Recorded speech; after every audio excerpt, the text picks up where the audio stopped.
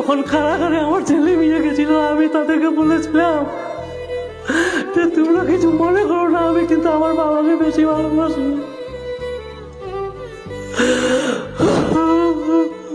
পৃথিবীর সবকিছু এখন আমাকে এনে দিল, আমার বুকটা আর পূরণ হবে না।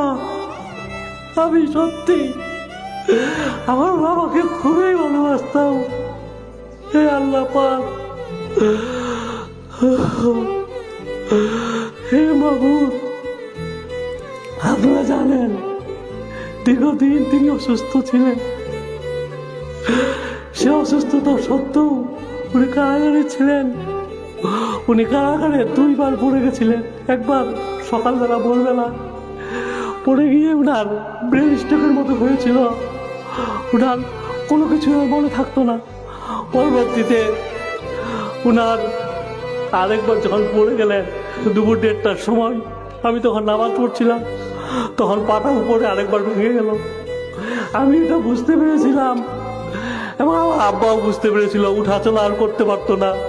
আমি ভয়ে কাউকে বলি নাই, কারণ কারা কর্তৃপক্ষ বারবার বলছিল উনাকে ঢাকায় পাঠাই দিবে, আর উনাকে যদি ঢাকায় পাঠাই দেয় আমার থেকে আলাদা হয়ে যাবে, আলাদা হয়ে গেলে উনাকে আর দেখতে পাবো না।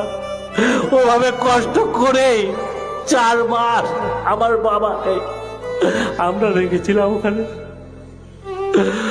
ও আল্লাহ, আমার বাবাকে ক্ষমা করে দাও।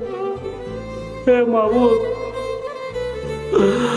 আমার বাবা একজন বীর মুক্তিযোদ্ধা ছিলেন। আপনারা জানেন আমাদের বাড়িতে সবারই অবাধে যাতায়াত ছিল, যখন ইচ্ছা আপনারা যেতেন, কথা বলতেন।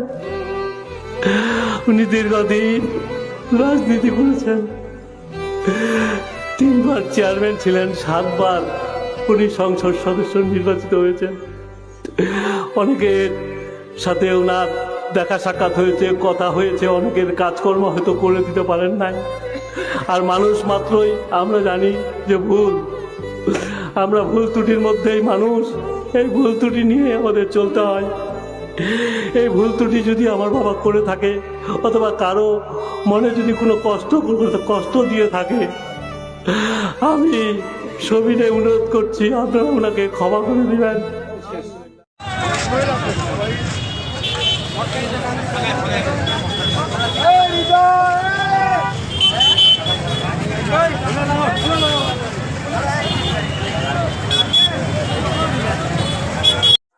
তো যাই হোক, অনেক কষ্ট করে, অনেক কোর্ট কাছারি করে আমার বাবাকে গত 3 মাস আগে জামিন করতে পেরেছে।